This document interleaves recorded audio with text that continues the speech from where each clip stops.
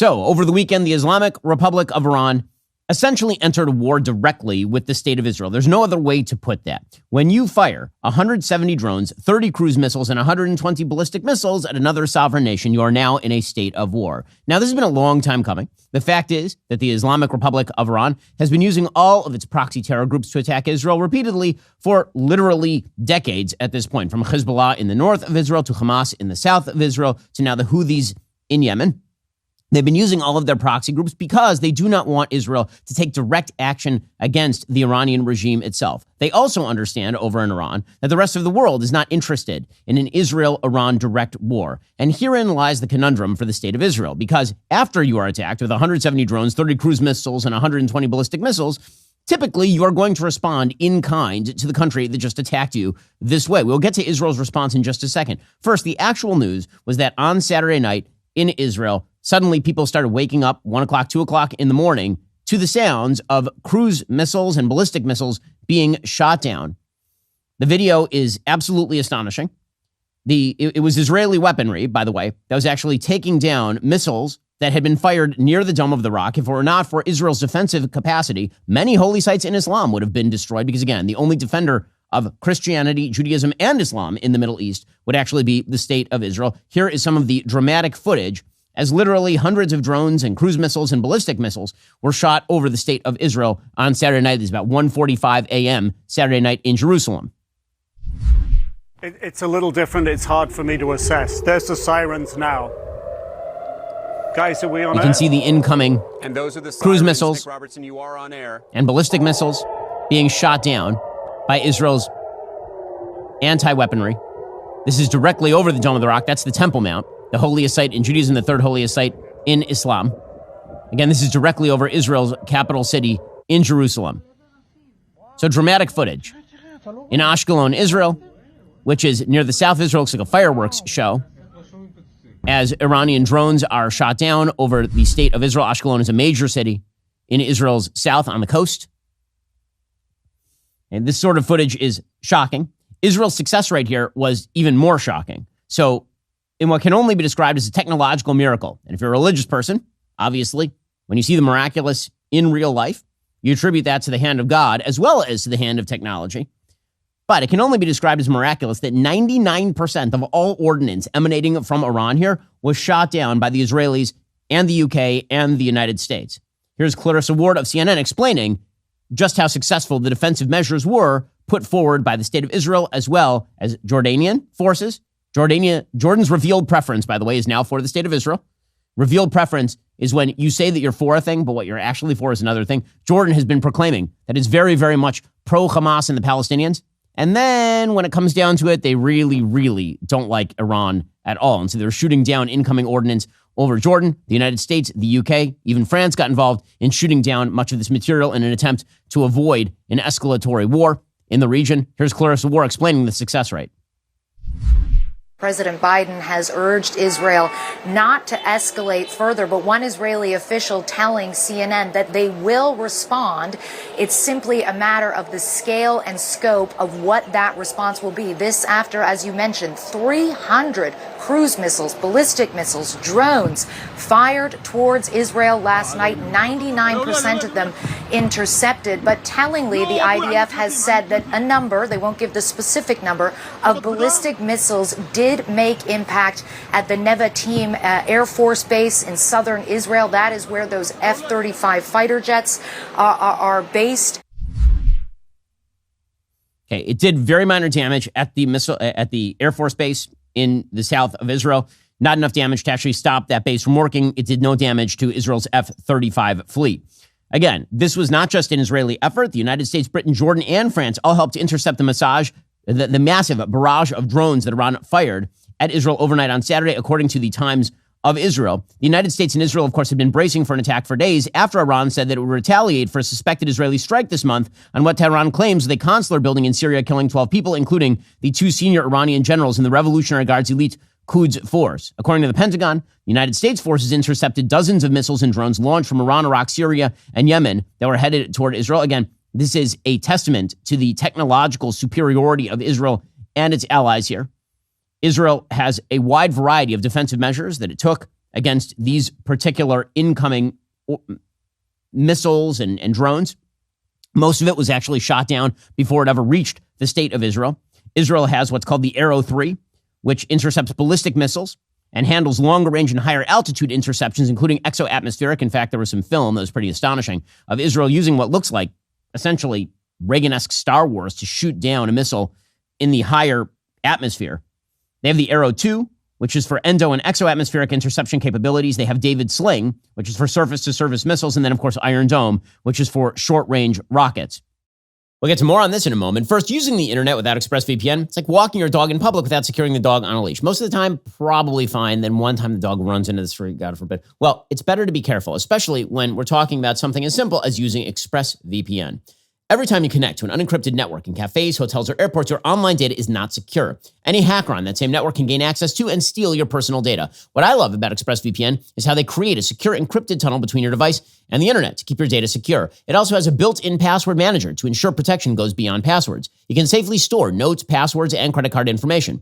ExpressVPN works on all your devices, including your phone, laptop, tablet, even your smart TV. To get protected, fire up the app and click one button. ExpressVPN has changed the game for internet security. If you haven't downloaded the app, you're allowing your data to be targeted. Right now, you'll get an extra 3 months of ExpressVPN for free at expressvpn.com/Ben. That's expressvpn.com/Ben. Once more, expressvpn.com/Ben. I've been using ExpressVPN myself for years. You should too. expressvpn.com/Ben. Now, Iran, for its part, is saying that they are done and they are threatening to hit American bases if Washington backs an Israeli counterattack. According to the Times of Israel, top Iranian commanders warned Israel on Sunday the country would face a bigger attack if it retaliates against overnight drone and missile strikes, adding that Washington has been told not to back any military action from its ally. Iran's Armed Forces Chief of Staff Major General Mohammad Bagheri told State TV, quote, "Our response will be much larger than tonight's military action if Israel retaliates against Iran." Iran's President Ibrahim Raisi said if the Zionist regime, that'd be Israel, or its supporters demonstrate reckless behavior, they'll receive a decisive and much stronger response. Now, Iran's been trying to play this off as a victory. On Iranian TV, they've been showing footage of fires from Chile, pretending that it's actually fires from Israel. They're propagandizing to their own population that this was not, in fact, a humiliating evening for the Iranian forces, which it was. When you fire off that much ordnance and nearly all of it gets shot down, and the only person who is severely wounded happens to be an Israeli Arab girl, 7-year-old girl, who may die because of the Iranian assault, it turns out that that is a signal military failure. Clearly a signal military failure. So the question becomes here, what happened? In order to understand what's about to happen going forward, you have to understand how we got here. So the first thing to understand, obviously, is that Iran was in a catch-22. That catch-22 is a catch-22 of its own making. So Iran, the way this whole conflict started on October 7th, is that Iran was deeply afraid that Israel was about to sign a new Abraham Accord with the Saudi government. That was very close. Everyone was openly discussing this. And that would have solidified a Sunni-Israeli pact against Shia aggression in the Middle East. Iran then would have effectively been boxed in. Because the reality is that an American-backed Sunni-Israeli alliance would be extraordinarily powerful in the region. It would be a massive counterweight to terror groups in Yemen and Hezbollah and Hamas and Iran itself. Iran was feeling quite boxed in. And so Iran activated through this General Mohammad Reza Zahedi, who's the head of the Iranian Revolutionary Guard Corps, at least its terror operations in Syria, Lebanon, and via Hamas. They greenlit the October 7th attacks. They killed 1,200 Israelis and took 250 hostage, 133 Israelis still missing, most presumed dead, dozens still held hostage in Hamas terror tunnels. That was specifically designed in order to elicit a military response from Israel that would supposedly put the nascent Sunni-Israeli alliance on hold. That was the entire goal, was to reorient the Middle East. And the Biden administration, acting as cowards, decided to basically go along with that. Instead of doing what the Biden administration should have done, which is say to Israel, do what you need to do to finish off Hamas, take that Iranian pawn off the board. And then if you need to make a move against Hezbollah in the north, which has been threatening Israel for years, then do that as well. Because only strength works in the Middle East. And the only way you're ever going to get a Saudi-Israeli deal is if the Saudis believe that the Israelis are militarily powerful to rebut all attempts to destroy them and or do significant damage to their civilian base. What the Biden administration should have done in the aftermath of October 7th is given Israel the green light to do what it needed to do with Hamas and Hezbollah. No American troops involved. Continued funding to the Israeli military, which of course means buying from American sources. Move forward and demonstrate strength. Instead, the Biden administration, over time, began to put more and more shackles on the Israeli Defense Force in Israel's attempt to extirpate Hamas and also to counter Hezbollah. And Iran saw the gap. The reason that this latest attack happened is because Iran saw the gap. Israel took out the general who had greenlit the October 7th attacks, and Iran was faced with this geopolitical prospect. One, the possibility that it would be seen as weak by its own people for not responding to Israel taking out General Mohammad Reza Zahedi in Syria. They can't be seen to look weak in the face of this. And two, they saw an opening with the Biden administration. They saw that because the Biden administration had been putting so much pressure on the Israeli government, they felt maybe there's a gap there that we can exploit. Maybe we can up the ante. Maybe we can demonstrate to the Saudis and to the Israelis that we can flex some muscle and show our power. The problem they had is they weren't sure just how far they could go in attacking Israel without the United States either directly responding or unshackling Israel. That was their catch-22. They needed to do something in response to the killing of General Mohammad Reza Zahedi, who, of course, was killed in response to October 7th. That's why he's dead. But it couldn't be strong enough that would actually elicit a full-scale military response from Israel, greenlit by the United States. So what did they do? It sounds very much as though the United States was approached via channels by the Iranians. And the Iranians basically said, we're going to do something. And we just want to make sure that what we do is not enough for you to take the chains off of Israel. That's what it sounds very much like at this point. According to the Jerusalem Post, in a stunning report, Iran apparently informed Turkey in advance of its planned operation against Israel. A Turkish diplomatic source told Reuters on Sunday, adding that Washington had then responded to Tehran via Ankara that any action it took had to be within certain limits. You want to talk about a betrayal of an American ally? That is a betrayal of an American ally. So two things can be true at once. One, the United States can use its military might and billions of dollars in military weaponry in order to shoot down Iranian threats. Second, the United States apparently, according to this report, actively greenlit a limited attack on its own ally from the Islamic terror regime of Iran. That's what this report is effectively saying. And the reason that Biden would do that is because he knew that Iran had to show its own people that it was going to stand up muscularly against the evil Zionist regime. And at the same time, Biden did not want this escalating into a full-scale Israeli retaliation. And so the happy medium for Joe Biden was greenlight an attack that would cost America significant military resources and Israel significant military resources, literally billions of dollars in military resources, allow Iran to get away with a massive missile and drone attack on an actual sovereign country, and then tell Israel to stand down. That appears to have been the Biden plan here, at least according to the Jerusalem Post.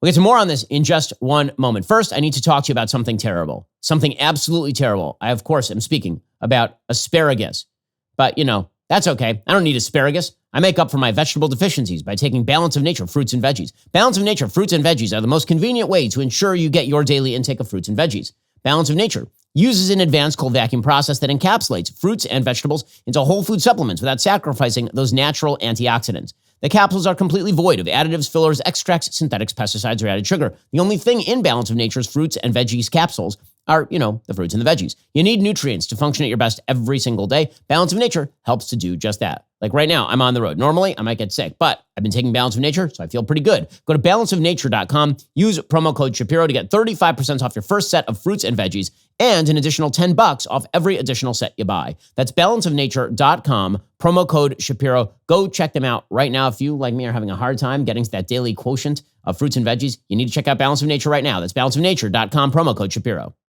The Turkish source, speaking on condition of anonymity, said Turkish Foreign Minister Hakan Fidan had spoken both to his U.S. and Iranian counterparts in the past week to discuss the planned Iranian operation, adding that Ankara had been made aware of possible developments. Earlier this week, U.S. Secretary of State Antony Blinken spoke directly to Fidan to make clear that escalation in the Middle East was not in anyone's interest. Quote, Iran informed us in advance of what would happen. Possible developments also came up during the meeting with Blinken, and the United States conveyed to Iran that the reaction must be within certain limits. Again, that's insane. That's insane. Can you imagine any recent time in American history where somebody has said that an attack on a sovereign country has to be within certain limits? Actually, I can. You know when that last happened? With Ukraine. Joe Biden literally said it out loud with regard to Russia attacking Ukraine. He said that if Russia only attacked Ukraine within certain limits, it would be fine with him. And you know what Russia saw that as? A full-scale go-ahead.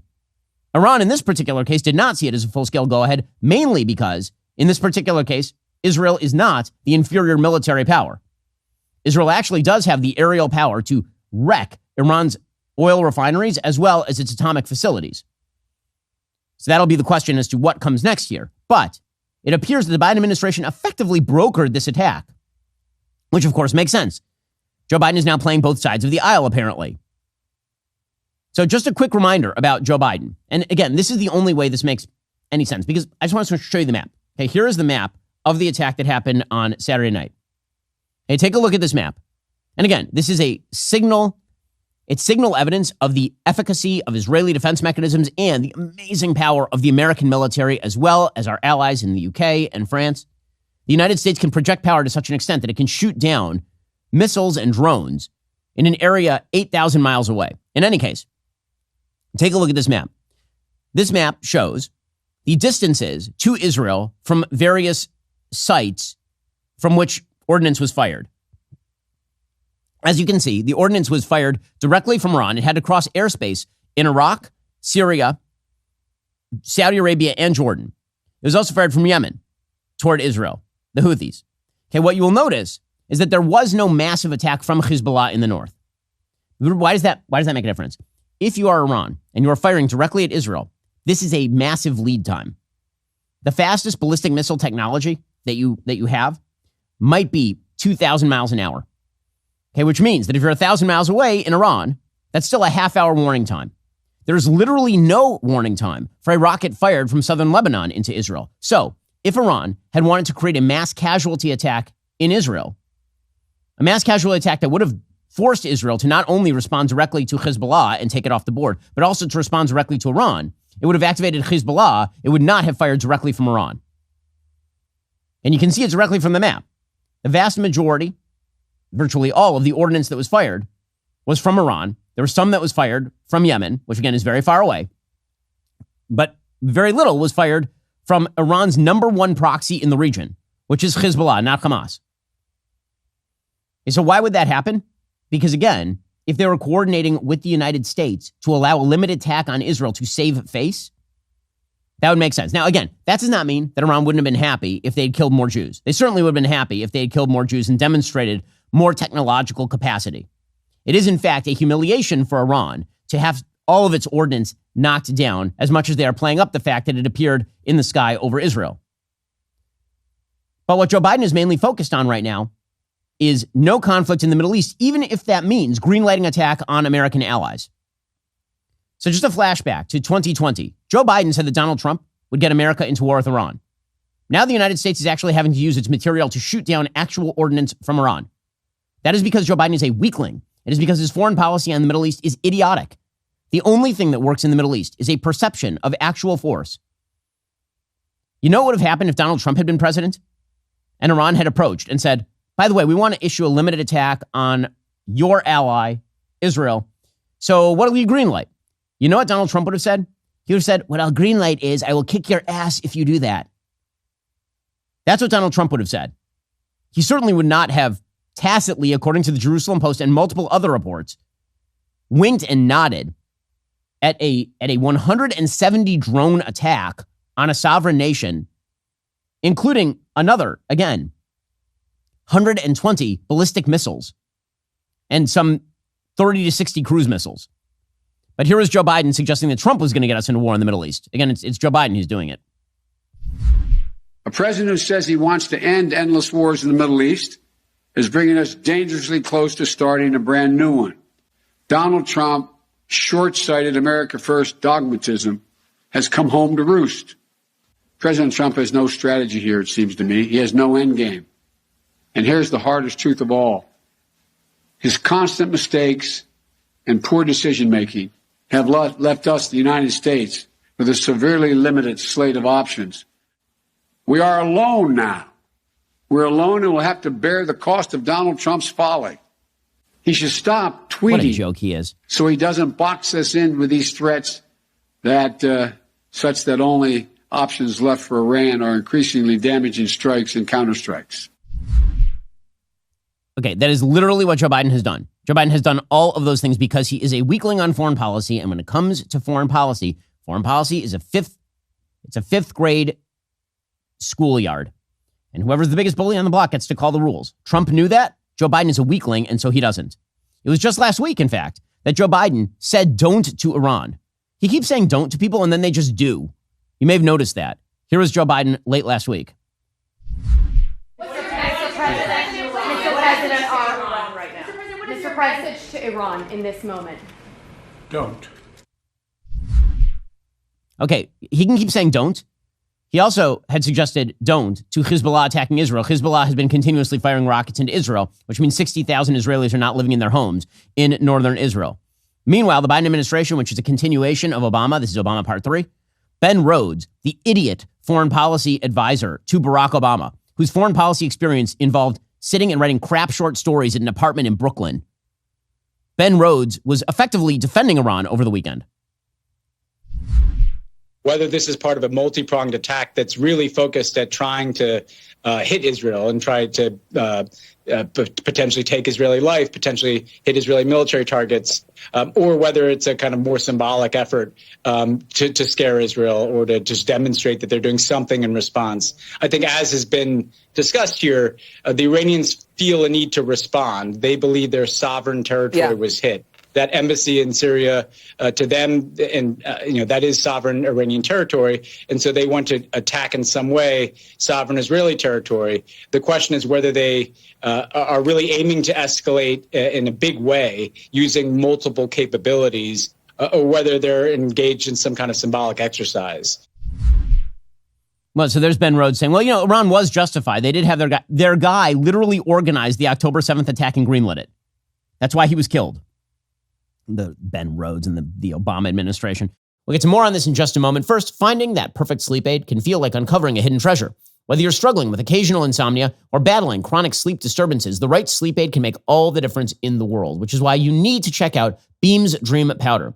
Beam is not just your run-of-the-mill sleep aid. It's a concoction carefully crafted to help you slip into the sweet embrace of rest without the grogginess that often accompanies other sleep remedies. Beam Dream Powder contains a powerful, all-natural blend of reishi, L-theanine, apigenin, and melatonin to help you fall asleep, stay asleep, and wake up refreshed. Our producers love it. Producer Savvy has been using it. It helps her get a great night's sleep, even with the new baby at home. Today, my listeners get a special discount on Beam's Dream Powder, their best-selling hot cocoa for sleep with no added sugar. Beam has delicious flavors like cinnamon cocoa, chocolate peanut butter, and mint chip. Better sleep has never tasted better. Just mix some Beam Dream into hot water or milk, stir or froth, enjoy before bedtime. Don't waste another night battling the bedtime blues. Go and get Beam today. Your weary self will thank you. If you want to try Beam's best-selling Dream Powder, take advantage of 40% off for a limited time when you go to shopbeam.com/Ben. Use code Ben at checkout. That's shopbeam.com/Ben with my promo code Ben for up to 40% off your order. Meanwhile, John Kirby continues to play both sides. Again, this is about the Biden administration playing both sides. It turns out that if you show an intransigent face to Iran, it boxes them in. And when you simultaneously unfreeze tens of billions of dollars to Iran, allowing them to use that money for ballistic missile technology, then fire an American ally, and it turns out that America now is paying to knock down those ballistic missiles, it turns out you're a weakling and a coward. Here is John Kirby. He says that Joe Biden told Israel it's an incredible military achievement. By the way, the Biden administration then promptly leaked to Barack Ravid, who is their stenographer over at Axios, that they had told Israel they shouldn't retaliate in any way, shape, or form to a massive military attack on Israel. Here's John Kirby, the national security spokesperson. The purpose of the call was to check in with Prime Minister Netanyahu at the end of the operations. Not everything had finished getting into Israel in terms of the drones were still on the way, but we felt like we were near the end. The president wanted to congratulate Prime Minister Netanyahu for an incredible military achievement. The Prime Minister was very grateful for the support that President Biden offered and demonstrated in supporting Israel. And the president made it clear that the self-defense of Israel is something we take seriously, and we will continue to take that seriously. Well, they'll take it seriously, except when Israel actually has to defend itself by taking on, say, Hamas, when you'll rip into them for an error involving a truck convoy. Or when you suggest that if Israel goes up against Hezbollah, which is currently aiming 200,000 rockets at Israel, including 50,000 that have targeting capability, then you'll really get on Israel's case. Meanwhile, John Kirby says they'll continue to provide Israel counsel. I'm sure that's what Israel needs at this point. Do you trust his judgment in deciding how to respond to these attacks? He's the prime minister of Israel. He's the elected leader of their government. We're going to continue to work with him, advise him, provide counsel and perspective, as well as make clear he knows, and I think he does certainly from last night, that the United States will continue to help them defend themselves. Meanwhile, Senator Chris Coons, who's, of course, on the left of the Democratic Party, he's out there saying that the big thing is to tell Israel to take a breath. Israel really needs to be convinced to take a breath. Again, I've never seen something like this in all my life, where an American ally takes 300 incoming high-tech pieces of ordnance from a sovereign state, and the main focus is on how do we, the United States, tell our ally that they need to back off. In response to that, let's just be clear about something. If Mexico decided tomorrow that they were going to fire 170 drones across the border to attack American sites, and we shot all of them down, Mexico City would not be occupied by the Mexican government tomorrow morning. There is no sovereign state on planet Earth that should be told by America that it cannot defend itself against a state that just fired 120 ballistic missiles at it. That's insane. But that's exactly the position of the Biden administration. And not only that, the position of the Biden administration apparently was to greenlight the attack, at least softly, in the first place. Here's Chris Coons from Delaware. I think we should take a breath and analyze what the consequences might be of an attack back on Iran by Israel or of any other escalation. So I understand that there are those who think that's the only way for us to restore deterrence.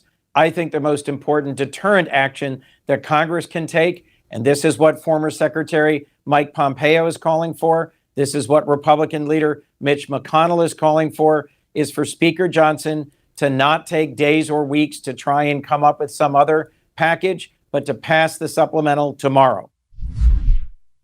So we will get to the aid package in a second, because it does appear that that is going to probably be pushed forward in some form or fashion over the course of the next week. The reality is that that should have been negotiated weeks ago, which is, there are lots of questions to be asked about how much aid, the accountability for the aid, what aid is necessary, whether it should be given a loan or not a loan.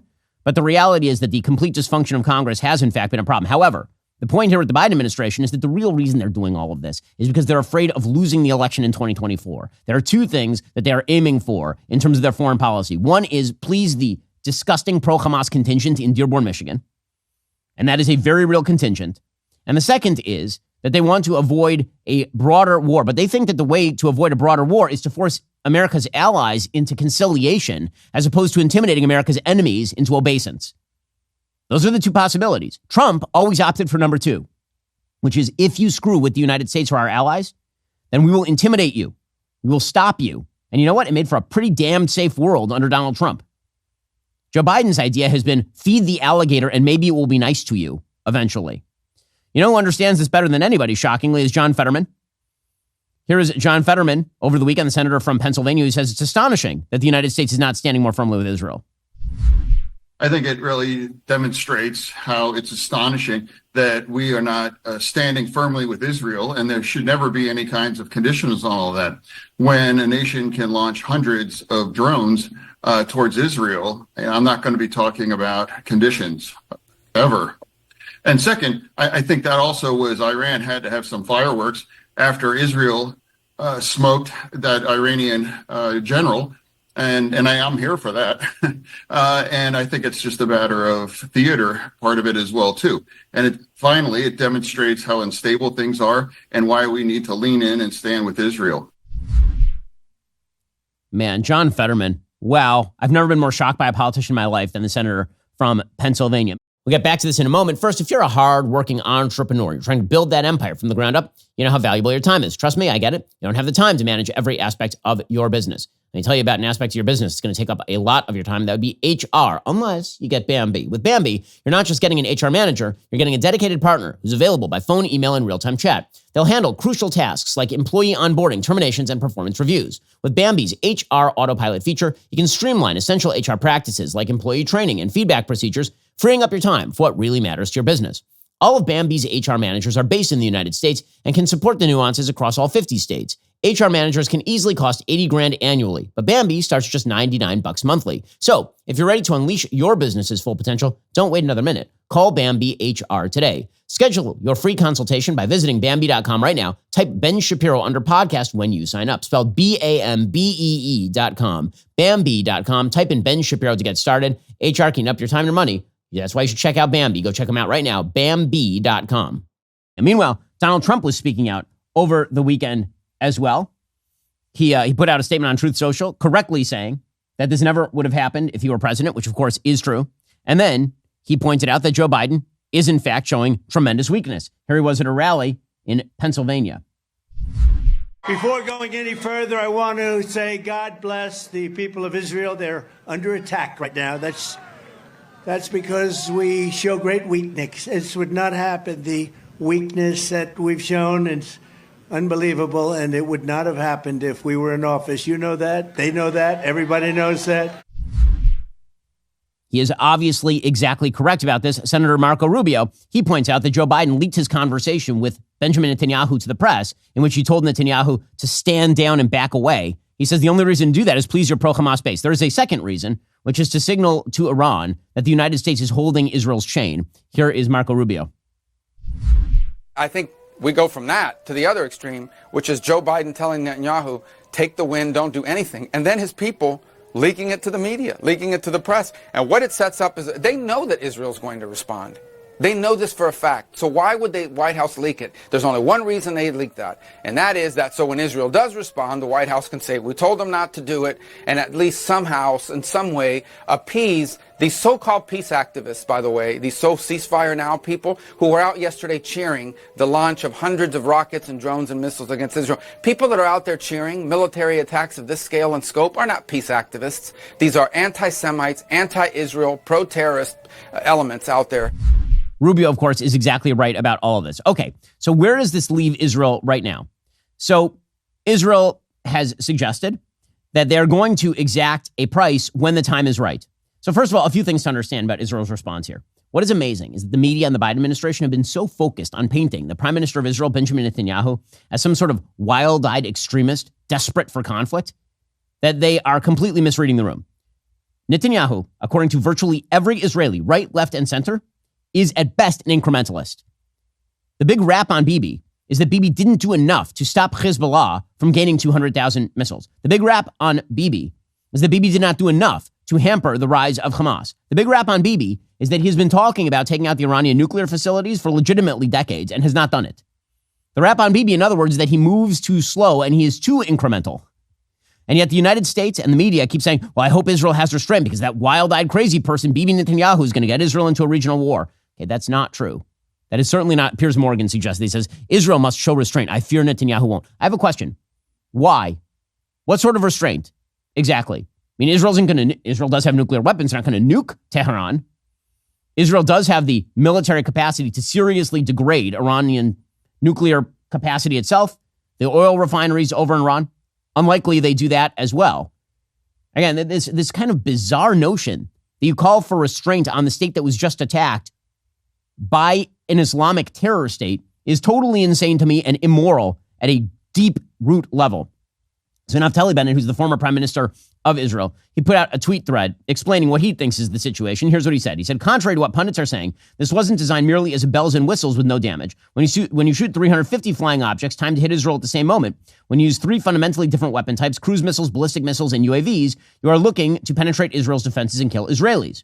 The U.S. administration is telling us this is a victory. You've already won by thwarting the missiles. No need for further action. No, it is not a victory. Yes, it's a remarkable success of Israel's air defense systems, but it's not a victory. When a bully tries to hit you 350 times and only succeeds 7, you have not won. You don't win wars just by intercepting your enemy's hits, nor do you deter it. Your enemy will just try harder with more and better weapons the next time. How do you deter? By exacting a deeply painful price.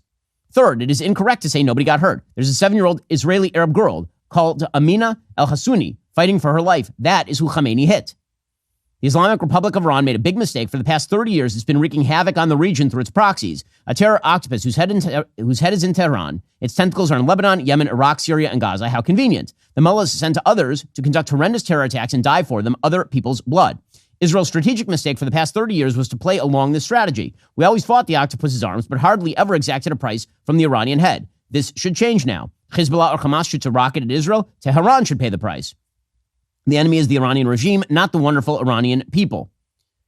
Israel is fighting everybody's war in Gaza, Lebanon, Tehran. We're considered the small Satan by radical Islam. America is the big one. I'll be clear. If these crazy fanatic Islamic terrorists get away with murder by hiding among civilians, this method will be adopted by terrorists worldwide. We're not asking anyone to fight for us. We'll do the job. But we do expect our allies to have our back, especially when it's tough, and now it's tough. Be on the right side. Help us defeat these horrible and savage regimes. That is Naftali Bennett speaking on Twitter.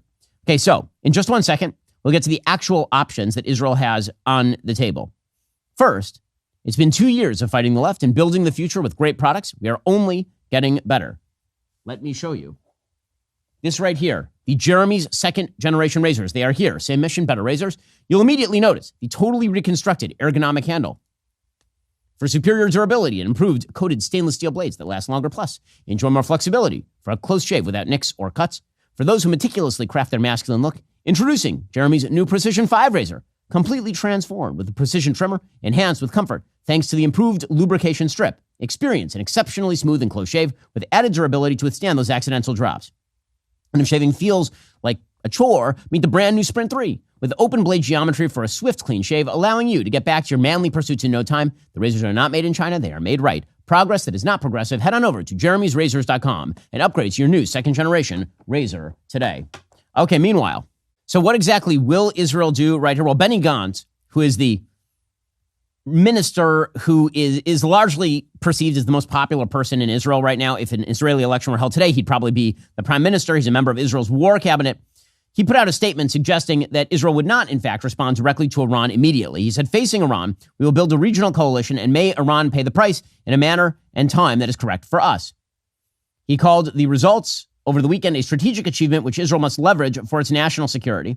He said this event is not over. The strategic alliance and alignment of regional cooperation must be strengthened specifically now. So what does he mean by that? Okay, so Israel basically has three options in retaliation for what Iran just did, which is effectively declare war directly on the state of Israel with an attack directly on the state of Israel from Iranian territory. So one, Israel could, in fact, deliver a devastating blow to Iran directly. Israel's been preparing for that for 20 years. They have F-35s, they have F-16s, they have F-15s.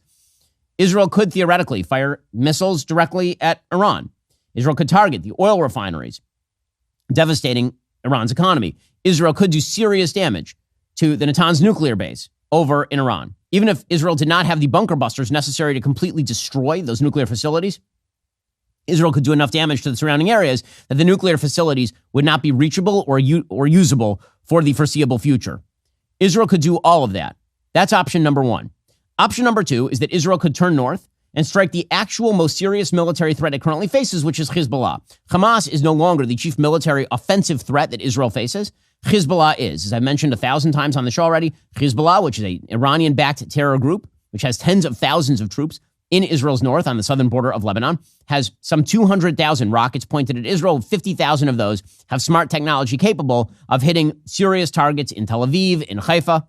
They could theoretically kill tens of thousands of Israelis. So Israel could take this opportunity and say, listen, we are no longer going to pay homage to the Iranian threat. We understand that you guys were trying to do something symbolic by sending stuff directly from Iranian territory, but the real military threat that you're holding over our heads here is Hezbollah. And we're going to preemptively knock out Hezbollah. So they could theoretically do that. And then finally, they could do neither of those two things. They could hold on both of those things because Joe Biden is weak-kneed and doesn't want them to do those things. Israel could say, listen, right now, the rest of the world is realizing the Iranian threat. Hamas is, in fact, a terror proxy of Iran. We need to finish off what we're doing in the Gaza Strip. That's what Israel could say. That seems to me the most likely scenario here. There's one major city left to go in the Gaza Strip that is currently holding 4 brigades of Hamas fighters. That's not going to end whatever terror threat exists in Gaza, but it is going to establish effective military control over the entirety of the Gaza Strip once Israel takes Rafah. The United States had been whining about an accidental strike on an aid convoy that was obviously accidental by every available piece of evidence. In fact, as we talked about last week, when it comes to that World Central Kitchen convoy, not only was it accidental, Israel saw actual armed fighters on top of the World Central Kitchen convoy and then went under an overpass of some sort. A bunch of trucks came out. Israel tried to call the World Central Kitchen drivers directly. No pickup. They tried to call the World Central Kitchen directly, like the actual major headquarters. The major headquarters tried to call the drivers. No pickup. Israel then had drones that were only heat signatures in terms of their viewpoints. They couldn't even see the paint on top of the trucks. and then they struck the truck. So in any case, obviously an accident. What Israel could do right now is they could say, listen, the best policy here is just finish what we are doing. And then when we finish what we're doing, we'll turn to the Saudis and we'll say, listen, you can see what Iran is doing. You can see the true threat regionally here is Iran. And we are back to the pre-October 7th geopolitics that Iran wanted to avoid in the first place. If Israel finishes off Hamas, and then Israel swivels and makes an Abraham Accord deal with the Saudis, Iran will have completely lost whatever it was attempting to gain on October 7th. I think that's the most likely scenario, by the way. I think that Israel always intended on going into Rafah. I think Israel always was intending on finishing off the conflict because, as even Benny Gantz and members of the left in the cabinet have said, you don't put out 80% of a house fire. You finish it off. And I think then Israel will swivel and try to broker a deal with the Saudi Arabian regime in order to establish that Sunni-Israeli alliance that Iran had so desperately attempted to forestall with the October 7th attacks in the first place. And all Joe Biden has to do is shut the hell up. That's all he has to do. All Joe Biden has to do is recognize the reality. Hamas is an Iranian-backed terror group. When you force Israel to not do things to protect itself, even in the most immediate sense, while Hamas is rejecting hostage deals, by the way, Iran is currently rejecting hostage deals. They literally did this over the weekend.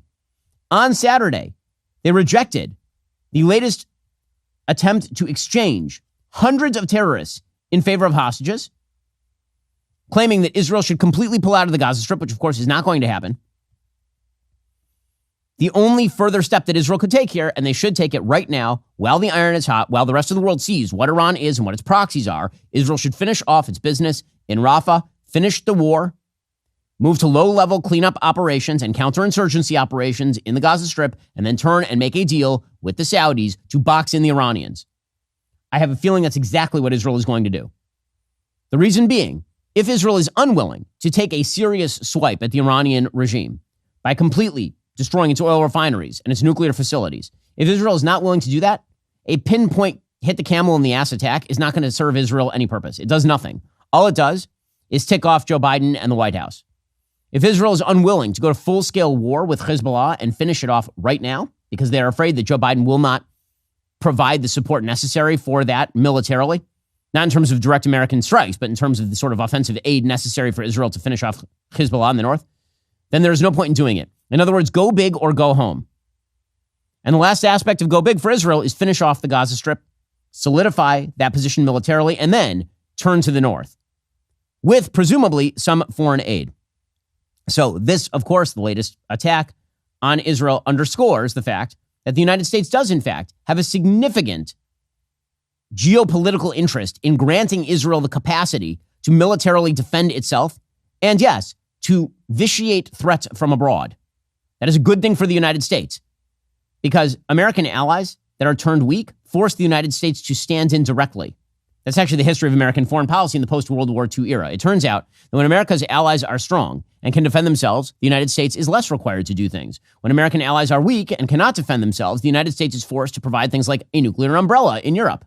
The reason that happened is because the United States in 1956, during the Suez Canal crisis, took the opposite side from America's own allies, thus undermining their credibility on the world stage. And that, in turn, forced the United States to take more of a leading role in Europe. So if you don't like America taking leading roles, what you need to do is strengthen American allies to the extent that they can defend themselves.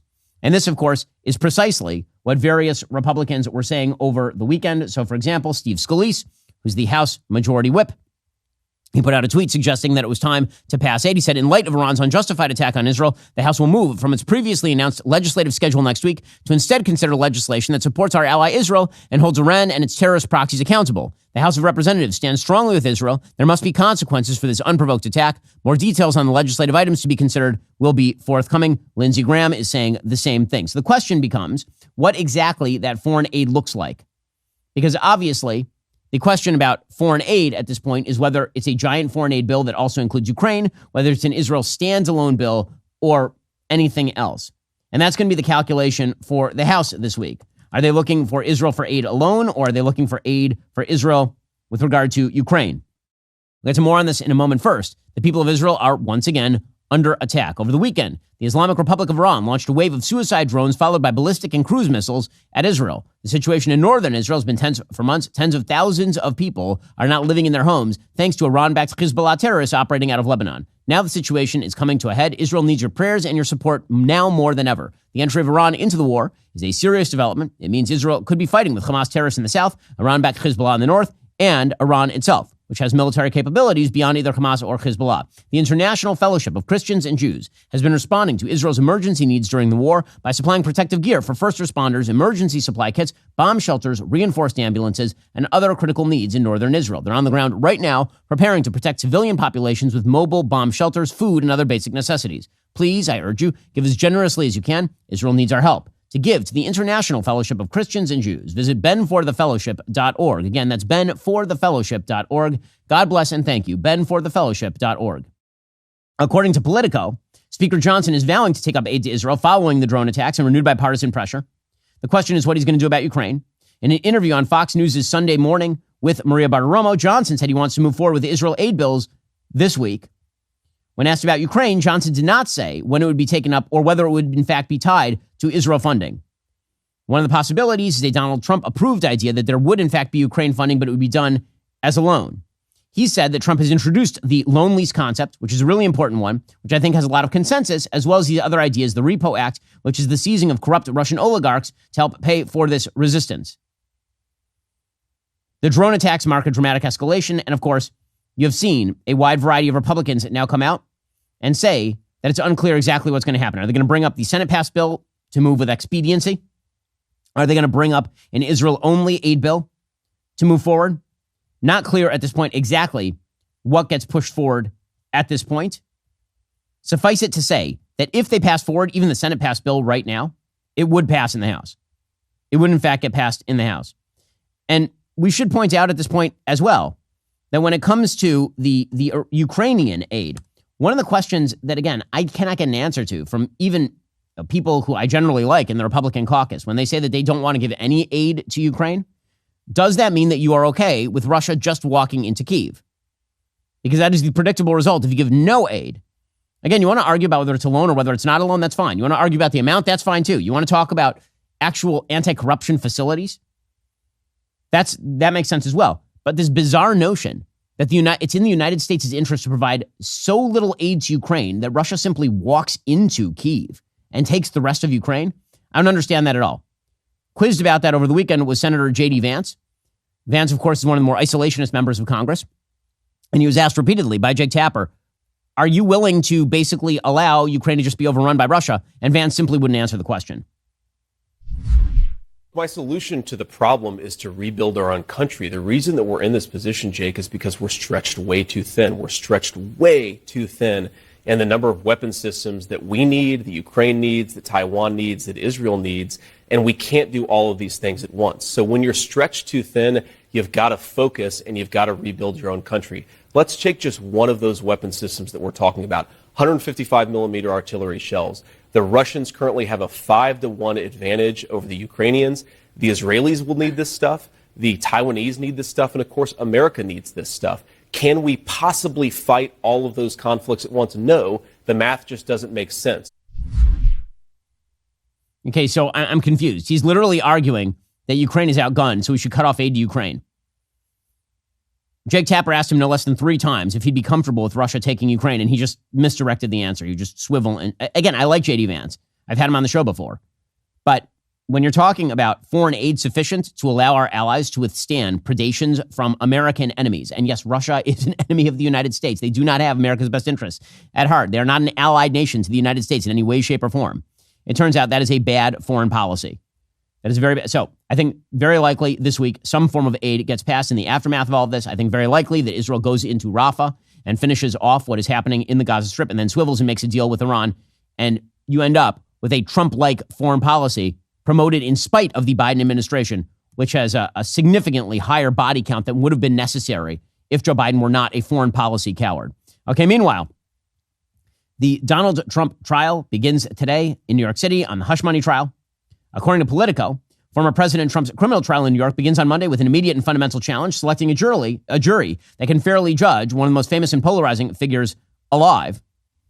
Now, the reason that, of course, Democrats are very much focused on this particular trial is because they have to do something to really harm Trump's candidacy. According to a brand new poll from the New York Times, many more Americans fondly remember the Trump years than remember the Biden years. Today, well over 60% of Americans believe that Donald Trump's handling of the economy was good. Almost 50% of Americans believe that Donald Trump left the country better off than he took it. More than 50% believe today that they liked his handling of law and order. Again, these are numbers that are significantly better than Joe Biden's. The question asked by the New York Times, do you generally remember the years that this candidate was president as mostly good years for America, mostly bad years for America, or not really good or bad? 46% of Americans say that Joe Biden's years have been mostly bad for America. Another 27% say not really good or bad. Only 25% say mostly good for America. For Donald Trump, 42% say mostly good for America. Only 33% say mostly bad for America, which means that Donald Trump has a pretty easy candidacy if all he does is just stand there and point at Joe Biden, which is why, again, they are focusing in like a laser beam on this criminal trial in New York.